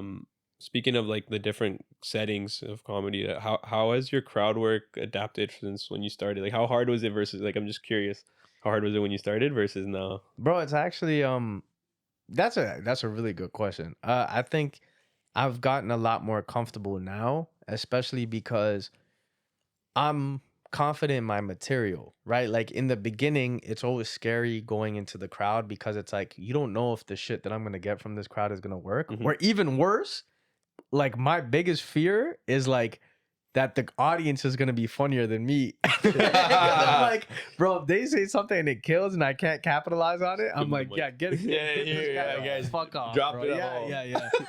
You know what I mean? So that's a fear that I don't think a lot of comics talk about. But I think I think it's adapted a lot more and I've become a lot more confident because I know like if this shit doesn't go anywhere, I can just go back to what I was talking about before. Yeah. And I'm becoming a lot more reliant on it now too, because like I'm getting tired of my old shit. So I'm like, I don't want to just keep doing old material. For sure. So I'm like, let me just fish into the audience, see what I can pull out from Yeah. it. So Yeah, that's cool. Yeah. I like there's people doing like whole specials on, like you see Matt Rife special, just crowd Yeah. work. Yeah, Like yeah. that's, to me, that's great. Like I understand the craft of the joke, but to have to do that like on the fly, Yeah. just in the crowd, I don't know. I can never wrap my head around it. Yeah, and I know I think some comedians will have mixed opinions about it, because some people will say like, yo, the crowd work shit is like fucking it up for stand up, you know what I mean? But I'm like, bro, I think you're allowed to have different avenues in this genre that you're good at, you know? Like if you look at Richard Pryor and George Carlin, they're both legends, but they're both vastly different comedians, right? Like George Carlin was like very meticulated in terms of where he put his words, what he's talking about. Richard Pryor was just like going there and just talking shit. You know what I mean? Loose cannon. Yeah, loose cannon. You didn't know where the yeah. fuck he was gonna go. So it's like I think there's a place for all of it. Yeah. But I do understand the aspect of like it, social media putting this pressure now though on stand-up comics to like have to pull out this fucking crowd work. I don't know, and make this legendary clip or whatever. Yeah. Because like no one wants to burn their material. Like if they're working on jokes, they don't want to keep posting that shit. So they're gonna rely on trying to pull out like a crowd work clip. And like sometimes you don't want to go to a show and see someone do 15 minutes of crowd work and they suck at it. You know what I mean? Exactly. Yeah. I've heard some of my friends say like, I went to this comedy show, it sucked. Like I don't even want to go back now. Like it could ruin the Yeah, whole bro. experience for people. Yeah, right? exactly. Yeah, 100%. Let's get into your special, or your show a bit. Baby Goat. Where'd the name come from? Bro, that actually came from like other comedians. Cause like when I finally started headlining, I was like in a weird spot where like I wasn't one of the OGs, but then there was also a lot of newer people that started around my time. So I started like headlining, and like they were now, for lack of a better term, I guess they were now looking at me as like, oh, like this is the headliner of our class. But then I also had older heads that were like, that I looked up to, that were my mentors. So I think me being in the middle, they just started saying like, yo, baby goat, like you're on your way up type thing. And it kind of that's cool. just stuck. So, That's cool. awesome. Yeah. How Thank you. about- That's a good name then to have. thank you, That was a good Yeah. one. Yeah. When you're on tour, what are like some of the more memorable cities that you like? Obviously, maybe Toronto because like you're from. Yeah, here, yeah. But like, how about Toronto. other than Toronto? What is it? Bro, the city that surprised me the most was Thunder Bay. Really? Yeah, I've Thunder actually, Bay. bro, I've been back there like a couple of times because like even like I was super nervous. I'm not gonna lie before going there, because like I thought it was gonna be like people were gonna be like racist as fuck. You know what I mean? Yeah. Which like they kind of were, but it was like one of those things where it's like I appreciate that because it's more open versus like, you know, like hidden. Like Vancouver, I feel like has like this weird air to it. Like they're like super liberal, but they're also very fucking stuck up. You know what I mean? In some parts, not all of it. The city's beautiful, Of course. but it's like also everyone is like has this weird like. It's also, I don't know if you guys read. I read this somewhere that's like one of the loneliest cities in Canada. Wow. Yeah. I've no idea. Yeah, Wow. some shit like that. Like no one really talks to you. Yeah. But like yeah, bro, it was a weird vibe out there. But yeah, man, like Thunder Bay was actually surprisingly very fun. But Vancouver, even though I was saying like parts of it are like that, there's a club there called Underground Comedy Club, which we were talking about before. Like the aspect of like having that environment, and it plays a role in what you're expecting from the comedy. It's like in a basement, it's very intimate, it's like 50 people, but bro, it's like one of my favorite clubs there that I've performed in. And same thing with here, my favorite club in Toronto is Corner Comedy Club. I don't know if you guys have been there. That was actually one of my next questions. Bro, it's like, bro, that's like one of my favorite spots to perform in, Yeah. because it's like the perfect place. I would compare it to like our version of what the Cellar is. Yeah. It's like the entrance is in an alleyway. You go downstairs, there's like 50 people, red lights. It's like, it's like built. That's your for- spot. Yeah. You're like, Those this are is what always I. the best spots. Yeah. Yeah, bro. Like something just hidden away. Yeah, A lot, yeah. a lot of comedy clubs are like a speakeasy type of thing. Like even we went to Back Room to see Kante Yasuda after Yeah, Kiltony, yeah. and like it's like it was in a basement. You would never know it's there Yeah, unless like you're this is a searching. bar. Yeah. It's like Yeah, bro. It's cool. But sorry, to your point, like Thunder Bay is definitely up there. I would say one of my favorite spots outside of Toronto I performed in was Heckler's in Victoria, BC. Which again, like you walk in and you're like, this could go either way because it's like a bar Mm-hmm. and it's like a lot more older people because it's Victoria, but Yeah. like, bro, the energy in there is beautiful. Mm-hmm. Yeah. That's cool. There's a lot of hidden gems out there. Yeah, Yeah, nice bro. spots out Yeah. there. It's good. Do you find that the clubs that are better to perform at is also usually better for the crowd too, or is it kind of different? Like, is there a separation between that? What do you mean by that? Like For the the crowd. Corner Comedy Club, you like the environment, whatever. Like, is there other clubs in Toronto that you would, as a fan, you would want fans to go watch something there, or is it like the Oh. Corner as well? Yeah, like it would probably be the corner Yeah. as well. And then yeah, because like and I would also base it off of like who's on that night. And I think Okay. that's what's great at the club Mhm. is that like their lineups are always built in a balanced way where like, you know what I mean? Like when they book their lineups, they do it in a way where like there's a comic on that lineup that can cater to everyone. Mm-hmm. So there might be like one comic that's like very dirty or like very Yeah, yeah. controversial. Then they might have one on there that's like a little bit more political or whatever the case is, more like clean. So it's like everyone is catered for, which I Yeah. think is dope. Yeah, that's how you attract a lot of different audiences, right? Yeah. So Yeah. smart. Yeah, Yeah, exactly. it's good. Yeah, yeah. That's cool. Is there any like dream venues that you have? Like I don't know, Scotia would probably be one of them because it's like downtown Toronto. Probably that, yeah. But bro, honestly, the cellar, Yeah. like, just Yeah, because of of like course. it's legendary, bro. Yeah, yeah. How about the store in LA? Yeah, the store Yeah. too, for sure. Yeah. You know, but yeah, man, I would say like yeah, the cellar is definitely one that's up there, just because of like all the talent that's passed through there. Yeah, man. How do you view like Austin as in like the new comedy hub kind of? Because like Bro, Joe Rogan. I heard the scene there is incredible. right now. Yeah. And I think what's dope about it is that like because it's so fresh, it's like the best place to break into right now, especially being like a Toronto comedian. Because like, bro, this is one of when you were asking about pet peeves, I think like this is one of mine. Is that sometimes I feel like as a city we don't support our creatives or artists until they leave. I agree 100%, man. Definitely. Like, you know what I mean? It's Yeah, like they yeah, yeah. have to leave Canada Yeah. for us to give them some reputation. Yeah. Which is like, bro, that's crazy to me. Like, we just lost them. You know what I mean? Yeah, we Yeah, lost yeah. him. It's yeah. like you should have gave them a foundation here. Because Yeah. like the talent that's in Canada is crazy. And it's like you There's look so at much. you look at Kill Tony. Yeah, I was gonna. A lot of these guys, Toronto guys, are killing it on Yeah. that show. Yeah. And there's a reason, is because they're seasoned. You know what I mean? We may not have like the biggest scene, but that like gives us more of a reason to need to work on our shit and prove ourselves Yeah, when we of go to the course. States. Mhm. And I feel like the talent's there in Toronto too. Yeah, Mhm. Like even in the music scene, like if artists would just like like kind of unify, like 100%. they'd Like, be, stop unstoppable. beefing. Yeah. Yeah, that's Bro, what it is. that's the shit that I never understood. Yeah. Was that they're actually killing each other over neighborhoods they don't even live in anymore. Yeah, they don't live Yeah. there no more. Yeah, Bro, yeah, you don't yeah. even live here. What are you Yeah, doing? That's what I mean. That's kind of why I like Austin. I feel like a lot of the new comedians are going there and everyone's lifting them up. Especially, I feel like Kill Tony probably plays a big part of it too, right? He gives people so many 100%, bro. opportunities. Like, Yeah. you see Cam Patterson, he's on SNL now. Yeah. Like, it's crazy. I don't know. Yeah. It's crazy. Bro, the visa, like just being able to like help pay for the visa to get over Mhm. there is huge, bro. Mhm. There's Because people like, coming from other countries. You see Ari Mahdi yeah, from Estonia. Like, what? yeah, yeah, Like, yeah, it's just, I don't know. It's crazy. It's crazy. yeah, bro. It's huge over there now. Yeah. I even heard the mothership. It's popping. Yeah. It's It's lineups like one of around the biggest corner and clubs there. everything. Yeah. Bro, and I heard it's like because Joe Rogan designed it, Mhm. so it's like it's a comedy club designed by a comedian, Mhm. and I heard it's like I've never seen it, but I heard the layout is incredible. Well, and I don't know if you know, but I think he took a lot of the workers from the store and he brought them there. Yeah, I'm pretty that's sure he did. crazy, And then like bro. he has like Mitzi's downstairs Yeah, based yeah. off the owner of the comedy store.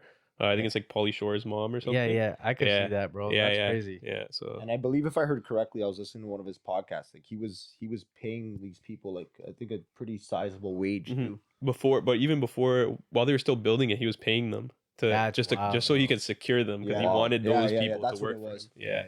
That's Yeah. amazing. He's Yeah, that's incredible. building bro. something big out there. Yeah. I can imagine, man. So how does being a social worker like impact your comedy?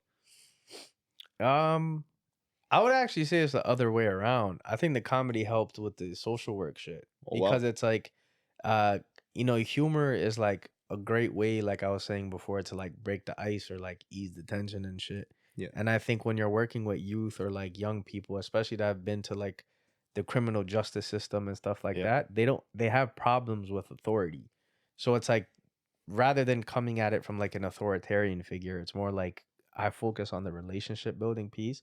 And I think that's where the humor comes in, right? Where it's like you're able to bust jokes and make fun of them, or like, because I've seen it in situations where like youth will like chirp some of the staff, or they'll make fun of them and they'll get course. offended or be like, oh, you can't say that. Whereas like if they make fun of me, I'll just talk shit back. Yeah. And they'll be Yeah. like, oh shit. Like, Yeah. like, And they're like, oh, you do that? Yeah, Wow. yeah, Yeah. yeah, Like, oh, yeah. okay. Like we have a connection now. Exactly. Yeah, So I that's think cool, man. That's awesome. That kind of helped break that barrier a bit. Then I feel like they'll look up to you after that. Like I feel like in school when teachers are like that, you kind of look up to them. You relate to Exactly, them. bro. It's like, if you look back at like some of your favorite teachers, it's usually the ones that are able to like chirp you back. Yeah, chirp you back. You're like, oh, this guy's cool. Yeah.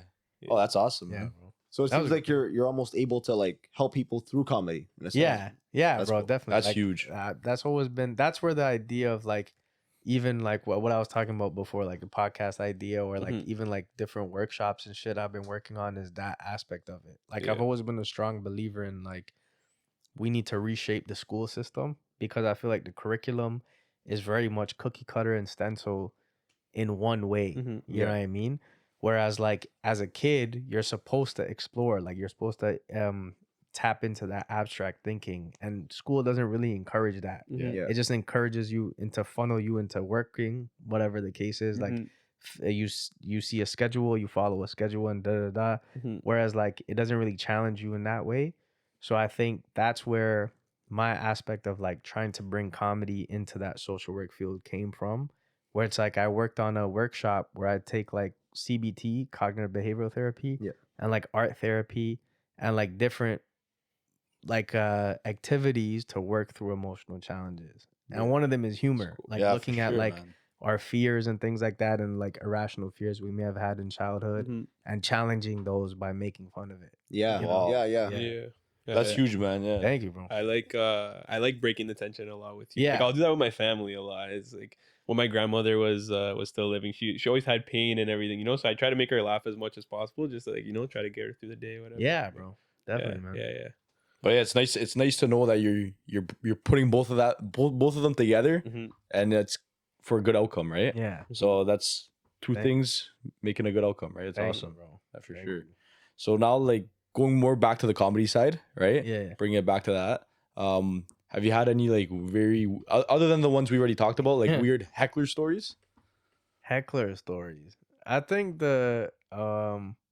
to be honest, like I was pretty blessed with not having nothing too crazy. Like there's been moments where like there's been moments where like I've like like done crowd work. For instance, like did a show in like BC, and I was doing crowd work in the audience, and like I was making fun of one guy for wearing sunglasses inside, but he ended up being blind. Oh, wow.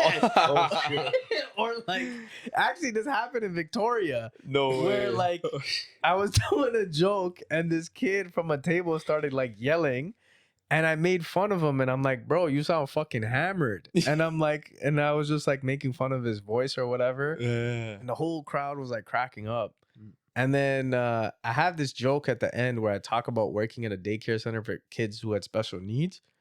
And I did the joke, and I remember I got off stage and I was selling merch at the back. And the same guy that I made fun of for being drunk had Down syndrome. No way. How did they react to that? Like He loved it. Yeah, Oh, okay, He was I like that. fucking dying, Yeah. bro. Yo. And like the family was crying too. Like they were like all loved it. They all Yeah. enjoyed it. And I think that's what's crazy to me, is because like the joke that I have about working at that daycare center, I talk about how like, bro, they were like regular kids and like they should be treated as such. Like, you know what I mean? I'm like, they're just in a different position. They just need different form of support.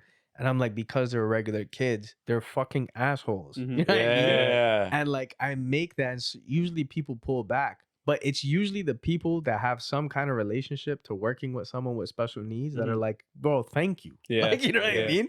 It's like, yeah, dude, they're not dumb. Yeah. They just have a disability. Yeah. Like Yeah, they're man. they can still be dicks. I feel like people who get offended are often the ones that have no relation to, No to the thing relation at at all. That's Oh, what no. it is. That's Yeah. what it is. Yeah. Yeah. Wow. And do you have like, what's your worst experience performing in a city? Like, and that can be in any aspect, like from the early days, like Yeah. from like not only crowds, but like even just like getting involved with that specific spot. Or Anything. even, or even like a hotel room that you stayed in. Yeah, that like was, somewhere you had to stay. Like, what were some like crazy like Bro, there was experiences? so I was doing a show in Montreal, like I said, like this was like earlier on. And there was 3 of us. It was me, my boy Johnny, and my boy Ethan. And 3 of us were just kind of like doing shows around the city and stuff because we were trying to like network a bit. Yeah. Yeah. And we were staying at an Airbnb. And this is when Airbnbs were still a little bit cheaper. But we were staying at this dude's crib. And like, we didn't know this, but he was going to be there with us. So like, we got there and it's like a basement apartment. And there's this French dude with like long hair. Just No. chilling And there. like, and this is at the point where like we had to share beds, bro. Like you know what I mean? There was no fucking, you know what I mean? We were hugging it. And like, and it makes me think of that Schultz joke where he's like, he puts the pillow like the gay barrier. Yeah. But then, so like whatever, we're like sleeping, whatever. We wake up and I remember seeing fucking hair all Oh, over us. shit. No And we're way. like, bro, we're like, what the fuck? Like, does this guy have a dog? Like, I didn't see this man's dog. Or did he just cut his hair on top of us? Bro, but then me and my boy realized he had long hair. We were sleeping in this man's bed No. and he didn't change the fucking sheets. that was all bro. his hair from the down. Yeah, Oh my bro. god. It was this French man's hair, bro. French man's crazy. hair. Yeah, dog. Wow. That reminds me of one of Mark's stories. Actually, you watch his podcast, Buddy? I'm Done. Some of The them. one about comedians. He talks about like he went to this guy's house in like I think north of Calgary or something, Yeah. and he stays in this one room because the guy knew he was allergic to cats. So he's like, "Oh yeah, I got this room." He goes in. There's like a baby crib there or whatever. Bro, it's He's like, I look up. Don't I wake up at like 3 a.m. look up and see a cat there? He's like, it was so funny, just like the things that you guys have to Yeah. go through. yeah, dude. Like shit like that is fucking crazy, bro. Was there like, did you guys stay there for one night or were you guys had to soak it for No, multiple we're there nights? for a week, bro. Oh. Dog, and you know what the craziest part is? I forgot about this. So like, remember I'm telling you, like we're sharing this basement apartment with Yeah. this guy. That's nuts. And like the 3 days in, there's a next dude that comes. No that way. books this Airbnb with his girl, and he's just with us. And he doesn't even care. And the girl is cheesed because she's like, "Bro, you brought me to an Airbnb with 4 other men. Bro, that's crazy. Like, Nobody knows each other. No one knows each other, bro." And he's like sharing weed with us. I'm like, "Dog, take care of your girl, bro." Yeah, like what are you doing? Yeah, what the fuck's wrong with It's you? like Montreal at the craziest shit. I know. We had a pretty crazy experience in Montreal too. Like it was, I don't know. I don't It know, seems bro. like I don't know. Airbnb in Montreal. Is Yeah, bro. Just, even you Sketchy. too once, right? Yeah, bro. They canceled. We were on a flight. Literally, bro. We were about to land. It was on Burbo, not even Airbnb. And bro, like, they canceled it. My buddy checks his phone. Yo, it's canceled, bro. We're like at the airport. We're like, yo. They didn't Where are say we gonna why, go? nothing. And yo, it was a long weekend too. Crazy, bro. And we're like, yo, we have nowhere to stay, bro. The price of a hotel was like, I don't know, like $5-6 a night, bro. We're like, yo, like we need somewhere to stay now. Like, Yeah. there's nothing available. Nah, bro, these guys are cooked, man. Yeah, I feel like it for Airbnb in Montreal, anything slides. Yeah, Yeah, bro. they're just too free, bro. Yeah. I don't know what it is. Yeah, we were in Montreal this past summer and we went there and there's a bunch of us and we see this place. We booked this spot. It was like beautiful, nice pictures. Everything looked good. We get there. There's like 10 guys on the street doing the Fenty lean. Right? Yeah. We're like, okay, whatever it is, what it is. What are we gonna do? Right? You see tents all over the place. We get inside. First door we open, we just see like outside. We're like in this like shack. They had a beautiful, beautiful like outside patio in the picture. Beautiful. We're like, oh, we can't wait to sit out there, Yeah. have some barbecue. This barbecue was falling apart. It was rust all in Oh, it. There yeah. was like no grates. old or, like, old sausages in there and like Bro, that's yeah, some rats maybe at the grinding. bottom like hanging out.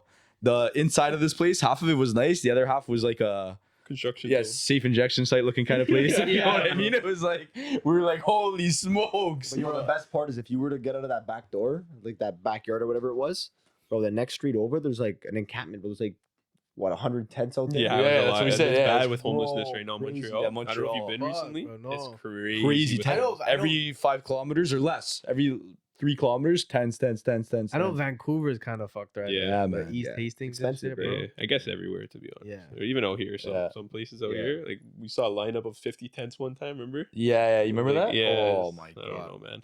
Bro, But, I mean, after COVID, that shit got like Yeah. way crazier too, bro. Yeah. Like, you know what I Yeah. mean? Like, no one has work. Shit just went up. It's wild, Mhm. bro. Yeah, Yeah. bro. Life got so expensive. Yeah. But getting back onto what we're talking about, is there like one show that really like always stood out to you that you always remember and you're like, that was like the one? The Boondocks, bro. The Boondocks? Okay. yeah, yeah. No. I Oh, Sorry, my bad. oh, I said you it, mean my bad. comedy show. One of your shows, like that you Yeah, performed that, but yeah, that was a good TV show though. I'm talking about TV Yeah, shows, bro, but no, like, that was though. My fault. I didn't Bro, explain it I right. thought that was a venue for a second. Me for a second, I was like, oh, what a sick I was name. just Yeah, thinking, I'm like, Yeah. I was like, no way, the Boondocks. It's like I was about to ask you like 100 questions. Like, I'm where like is this Dragon Ball place? Z, bro. I was like, Yeah. That's My fine. fault. That's my fault. No, But yeah, like one of your own shows, like one that always stood out to you, and you always look back to that one. You're like, oh, that's like, Bro, there's a show that happens the last Sunday of every month at Yuck Yucks called Nubian Night. And it was like it's a legendary show. It's been going on for like almost 30 years. Things have changed now a lot. Like if I knew how to explain it, the best way I know how to explain it is like it's our version of the Apollo. Cause like when it first started, it was like the only all black comedy show in Toronto. And now Okay. it's like opened up to like people of color and like, you know, Mhm. and like basically everyone now. But like when it first started, I remember not when I first started, sorry, because the show's been on for like 30 years. But when I first started, I remember going to check it out. And like, bro, the energy there was incredible. Cause it's like when people fucked with you, they're like slapping tables, they're cheering. Dope. But it was like one of those shows where like if you were bombing, Kenny Robinson, who's the guy that hosts it, he would encourage you to boo them off. So, like, people were getting booed off at the show, bro. Yeah. Like the headliners, like OG headliners, used to take bets at the back to see who would get booed off. no that night. way. But now things have changed. Like that doesn't really happen as much anymore. Yeah, Which yeah. like I kind of wish.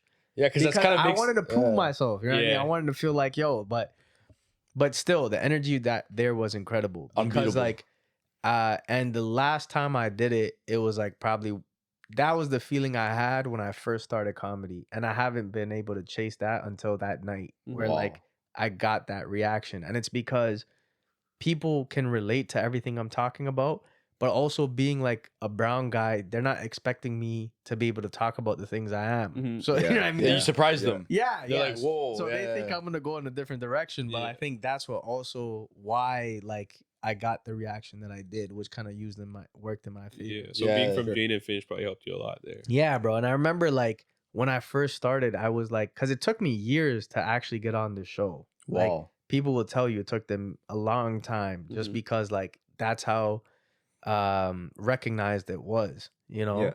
And then finally, when I did get the opportunity though, I was grateful I didn't get it before. Cause I'm like, if I had gotten this when I thought I was ready, I wouldn't have been ready. You would have got booed off. You would have got the Yeah, boo. yeah, bro, Yeah. 100%. You never know though. Right? You never know, yeah, right? yeah. Yeah. But I've heard like horror stories, dog. Yeah. Yeah, I could imagine. Yeah. And like Chris Rock actually had this line where he said you could be discovered too early, but you can never be discovered too late. Mhm. That's Yeah. true. Yeah. That's a big line. Yeah, bro. That's a good one to go with. Jesse, do you got any like pre-show rituals, like stuff you do before every show, or you just kind of I take a shit before. Yeah? every Okay, show. there you go. There you go. I Yeah, get, yeah. like, I feel bro, Yeah. I get like really bad, like I don't know, anxiety stomach, Yeah, whatever the in fuck your you wanna stomach, call it. yeah. bro. Like everyone, like people always ask, they're like, "Do you still get nervous?" And I'm like, "Yeah, bro, 100%." Why the fuck? To me, it's crazy if you don't, Mhm. yeah. because I'm like, if you don't get nervous, it means you either don't give a fuck Yeah. or you're delusional. Mhm. Because You think I've you're- also seen that. Like I've seen guys go up and like eat a dick and then come off and be like, "Yo, that's how it's done." I'm like, "Were you watching the same show?" bro?" Yeah. I'm like, you didn't do well. yeah. Like they'll look at the audience, yo, you guys don't know what you're talking about. Yeah, Yeah, you guys don't know comedy. Bro, and that's okay. That actually is one of my biggest pet peeves. Yeah. Is when a comic is fucking Cocky. like no eating shit Yeah. and they turn on the audience. Yeah, They're that's like, Bro, crazy. you guys don't get it. It's Yeah. like, Yeah. no, bro, we get it. Yeah, you gotta suck." adjust. Yeah, Yeah. yeah, Yeah, you gotta go with Funny, the crowd. funny videos watching that shit though. yeah, Funny, man. It's funny. yeah, bro. But yeah, man, that would probably be the pre-game ritual is taking the shit before. All right. Do your But nerves? also pacing. Like I Okay. have to like that's one of the things that newer comics sometimes don't realize, and I think that's what pisses a lot of like other comics off is that like right before they're going on stage they try to like have a full-blown conversation. It's like, brother, I'm like up in 2 minutes. Yeah. Yeah, Like, like, give me you're in a your sec- zone. Yeah, Yeah, yeah. Yeah. give me a beat, you know. Do the Bro. nerves ever affect? Sorry. Oh, Do go the ahead, go nerves ahead. ever affect you on stage, or is it like when you get on stage they're gone? Because like me, I find even when I present whatever, I'll like shake, and then if I'm holding a mic too and I'm shaking, Yeah. I'll see that and I'll get even more nervous. I think it's like I've definitely become better at like managing it for sure. But I think the way the nerves present themselves on stage is different depending on what the scenario is. Like usually like when I'm on stage, the scariest part is the first line. Like as soon as I get the first joke out and if people laugh, I'm like, bro, I'm Yeah, you're like, good now. Yeah. I'm good. My Yeah. boat's sailing. Yeah. I'm like I'm on cruise control. Yeah. You know? But when it doesn't land, like the nerves are there, but then it's a matter of like still staying calm Yeah, during the storm. challenge. You know what I mean? Now it's like, okay, fuck it. Like if I'm gonna bomb, like I'm not gonna let them know that I was afraid of this. Mhm. Like, Yeah, I'm just yeah. gonna take it and like roll with the punches and Mhm. finish my shit, you know? Which That is comes like with a- experience. yeah, which definitely Right? comes with experience. Yeah, Because yeah. usually your first instinct is like, I'm either gonna ramble, I'm gonna get mad at the audience, Yeah. or I'm just gonna fucking leave 3 minutes in. And then it's like, Yeah. like you just shot out everything, you know what Yeah, I mean? bro. Yeah. But the other times where the nerves usually kick in is like if I have a joke that I really want to do, but I'm scared about doing it because it's like an edgier joke, and I'm like, I don't know if this crowd's gonna be on board with it. you know? Yeah. That really scares me, and sometimes I will bail, and I'm like, I'm just gonna do the safer shit, Mhm. but then I end up hating myself afterwards. For not doing it. Yeah. So then I'm trying to get better at like, yo, if there's a joke that I really want to do and like I know it might divide the room, I'm gonna do it and see if I could get them back. Is it, you think it's Okay. also like a little aspect of like the fear of the disappointment if that joke that you really wanted to do didn't work? It's not so much about it like the disappointment as much as it is of like if I lose them, I'm not gonna be able to get them back Okay. Yeah, because yeah. now they're gonna have this view of me. Mhm. You know what I mean? Like the Yeah. perfect example was the Terry Fox joke. Because in Thunder Bay, they literally have like a shrine of this guy. Mhm. Shit. Like, yeah, so it's Yeah, like worst but I'm place. like, I really want to tell this joke. yeah. And then I ended up doing it, and it got a chuckle. But then I brought it back to this earlier joke that I did, and then that's when they laughed. So I'm like Yeah. learning how to kind of get them back. Yeah, because like it's crazy. Like you don't know who your crowd is. So like you guys literally go up there and you guys are like, okay, I gotta find out. Yeah, Yeah, I gotta find out who my crowd Yeah, is, right? exactly. Yeah. So like that's I give you guys credit for that. That's hard, man. Yeah. And okay, I know we were talking about like WWE and stuff earlier, right? So if you had a WWE entrance theme, what would it be? Oh, that's funny. Like pick one from an existing wrestler. Yeah. I can pick one from an existing wrestler. Yeah. Just mix and match. Like even theme as in like song and entrance. Like what would you do? You know, like would you be very outgoing? type Yeah, thing? yeah, Yeah. yeah. Yeah, you drop it a Batista bomb. Oh, bro, actually, his shit was. I remember he did the fucking. yeah. I don't know if I would do all of that. What though, was that but- called? Did he have a name for that? I think it's like just a machine gun, no? Like, Yeah, Yeah, I think guess, so. yeah. Yeah. Yeah. I thought about using the Big Show theme song, but I don't think I would walk out because he just walks. Yeah, he right? just Yeah, walks, yeah, bro. yeah. When you're that big, you don't gotta. Yeah, do you don't anything. gotta do nothing, he bro. doesn't do shit. I think I would use the song, but I probably want a different fucking entrance though. Yeah. Yeah.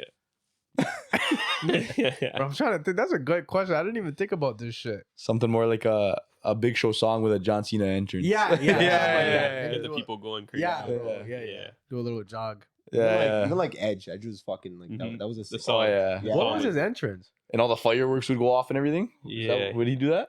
Like his song was really good. A lot of people like this song. It's like on this day I see clearly. Yeah, You know that but one? what was like what did he do? What did when he walked do? out? He would just go He kinda just crazy. ran out, no? Yeah, he would run out. Yeah, I think he just got people amped up. Yeah, he Oh, would just yeah, be yeah. like amped I up. think he would stand on the spot and do something. Yeah, There'd be he would fireworks, like step you're out for a second, bro. And I think everyone just like had a vibe to the song. Yeah, and then like yeah. he'd stay there for a second, then he kind of like sometimes just sprint out or like run saying. out. Yeah, yeah. he had one of those. HBK's was pretty sick. Yeah, Yeah. Yeah, there's a lot of good ones. For Yeah. sure. Bro, Triple H. That was Triple back in H, the yeah. fucking I water. don't know if you like one thing I still watch to this day when he came back from injury at MSG. If you haven't seen that video, watch it. Why? What did he do? It's just like because he was out for like 9 months and he went out as a heel, I think. Yeah. So when he got back, he was like, "Well, I don't know if people are gonna want to like See cheer for me. me, you know." And he came back, the place exploded. Like Favorite. search it up, you'll see. And I think it was when he was on Flagrant. I went to go search out the video after because they were talking about it, yeah. and I saw like in the comments, "Oh, if you're here from Flagrant, like this comment, you know, like shit like that." But That's it was funny. it was crazy. But yeah. So just to kind of close this out, what is like the hardest thing about comedy, and then the thing that you would think is the most rewarding? The hardest thing, like I said, was trying to put your ego aside and learning how to like find your voice again as you like I grow with life. You know what I mean? Because as you like my boy said this to me one time because I was like stressing. I'm like, yo, I'm not doing enough shows. I feel like I'm not putting in enough work. And it had only been like probably 2 weeks, and it's not like I didn't perform. I was probably performing like twice a week, which to me was like low, Wow. because usually it was like Wednesday through Sunday, sometimes 2 shows a night you're Mhm. performing. Holy. And then he was just kind of made the point to say like, yo, comedy and stand up is a reflection of your life experience. If you have nothing to talk about besides other shows, no one's going to know what you're talking about. Like Wow. no one's going to be able to relate. Yeah. So it's he's true. like, you need that. You know what I mean? You need that, like that portion of time to like go back to the drawing board and come back with new shit. And I Mhm. think that's always the scariest part, because it's like having to put that aside and be like, okay, I'm not focused on the laugh. I'm trying to focus on how to get there. Mhm. You know what I mean? Mhm. And then the most rewarding is like, I would say finally when it does work, but also like being able to get to a stage in your career where like this becomes your livelihood. Like I'm Yeah. able to make a living Mhm. off of doing something that I love. Yeah. Yeah. That's cool. And then just for the viewers, if any of them are interested in comedy, they don't know how to get into it, they Yeah. don't know what to do, like just some advice, and then what's kind of the best way for them to search for different types of comedy? Because like I said before, I found it through podcasts mainly, Yeah. like my actual passion for it. But what do you think? I would just say, like, bro, if you have a secure job and you're doing well in life, just don't fucking do it. Fucking, bro, fuck your dreams and your passions and just stick with your shit, brother. Like, Yeah, if you're- motivational all the way. Bro, I'm like, if you're delusional and you're fucking nuts and you want to try this thing out, then, This is for you, bro, yeah, this is for you, bro. I would just say the best thing to do is search up any amateur nights or open mics that are happening in any shows, or like shows happening around your area, and reach out to the booker, the producer, let them know it's your first time, and then try to go out and like, introduce yourself to whoever is running the show, and then ask them about how to get on, any procedures, or ask them for recommendations, right? I would do that at an independent place or like an independent show. I wouldn't walk straight into the club because chances are the manager's probably gonna tell you to fuck off. Yeah. So like I would try to find like any open mics happening around your area, sign your name up, and then just be ready to have 5 minutes. Because the only way to actually get good at this, or the only way to even start, is you have to get on stage. Mhm. There's no way around it. Like some people will make up excuses and say, yo, I need to write more. I need to come up with a better material, better set. Like, yeah, all that is important, but the only way to actually do this is getting on stage. Yeah. How about any inspirational words for people that are scared of getting on stage? Bro, the worst thing that could happen is that it just doesn't go well. And like realistically, once that happens, your biggest fear is out of the way. And then like after that, it just becomes easier. You know what I mean? And going back to what you said, I feel like there's never a right time. No, there's never Mhm. a right time. Like you just kind of have to. You have to Just do just it. bite the bullet, bro. You Mhm. got to jump off the deep end and just, Swim. yeah, that's it, bro. Yeah, man. Well, Finding Dory. yeah, yeah, for sure. For real. Yeah. All right, Jesse. Well, I think that's it. Thank you for your inspirational words right there. Thank It's you. been a pleasure. Let Yeah. the people know where they can find you. You can follow me at TikTok, Instagram at Punjabi Timbit. Make sure you please give it a follow, like, whatever the fuck. If you go to YouTube, you could also check out my short film, Tales from the Men Them. It's a Toronto-based horror film. So, but yeah, check it out. Thank Get you out guys, there, bro. Alright. watch his stuff. You guys are gonna like it. I promise. You got Appreciate some it. really good material out there. Go support him. Show him some love. All right. Thanks, Yeah, everyone. Thank you guys, Thanks for bro. watching. Like, comment, and subscribe. Peace.